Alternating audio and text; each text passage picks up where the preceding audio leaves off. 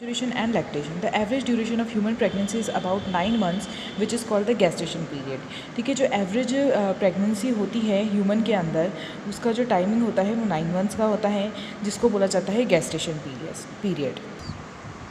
Vigorous contraction of the uterus at the end of the pregnancy causes expulsion, delivery of the fetus. This process of delivery of the fetus childbirth is called pasteurization.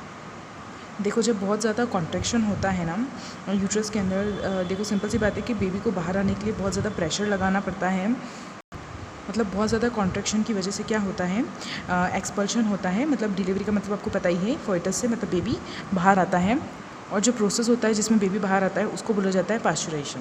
पास्चुरेशन is induced by the complex neuroendocrine mechanism. The signals for pasteurization originate from the fully developed fetus and the placenta, which induce mild uterine contraction called fetal ejection reflex. अब इसमें बोला है कि कैसे start होता है, तो एक जो प्रोसेस है मतलब वो इंड्यूस एक कॉम्प्लेक्स न्यूरो एंडोक्राइन मैकेनिज़्म होता है. इसके अंदर आपके हार्मोन्स वगैरह भी इन्वॉल्व होते हैं. अब हुआ कि जो फीटस होता है ना, उसमें से क्या होते हैं, सिग्नल्स जाते हैं. ठीक है. Parturition originate from the fully developed foetus and the placenta which induced mild uterine contraction called foetal ejection reflex. होता क्या है कि फीटस से सिग्नल्स जाते हैं, तो उसकी वजह से हल्का हल्का यूटेराइन कॉन्ट्रैक्शन स्टार्ट होता है. जो यूट्रस की जो वॉल है वो कॉन्ट्रैक्ट होना स्टार्ट होती है, और उसको बोला जाता है foetal ejection reflex. The triggers release of oxytocin from the maternal pituitary. अब क्या होता है कि ऑक्सीटोसिन क्या होता है, रिलीज़ होना स्टार्ट होता है किससे, मैटरनल पिट्यूटरी से. Oxytocin act and the uterine muscles and causes stronger uterine contractions. ठीक है. जो ऑक्सीटोसिन होता है वो यूटेराइन मसल्स पर एक्ट करना स्टार्ट करता है, और इसकी वजह से जो माइल्ड कॉन्ट्रैक्शन था वो अब स्ट्रॉन्ग यूटेराइन कॉन्ट्रैक्शन में बदल जाता है, और अब मतलब फास्ट और स्पीड में तेज यूटेराइन कॉन्ट्रैक्शन स्टार्ट हो जाता है, which in turn stimulates further secretion of oxytocin.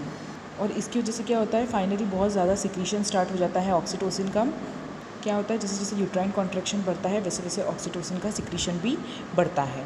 तो ये एक के बाद होता है. उसकी वजह से क्या होता है ना कि जो स्टिमुलेटरी रिफ्लेक्स है किसके बीच में, यूटेराइन कॉन्ट्रैक्शन के बीच में और ऑक्सीटोसिन सिक्रीशन के बीच में, ये क्या होता है, स्ट्रॉन्गर होता जाता है, और जो कॉन्ट्रैक्शन है वो भी क्या हो जाता है, बहुत स्ट्रॉन्ग हो जाता है.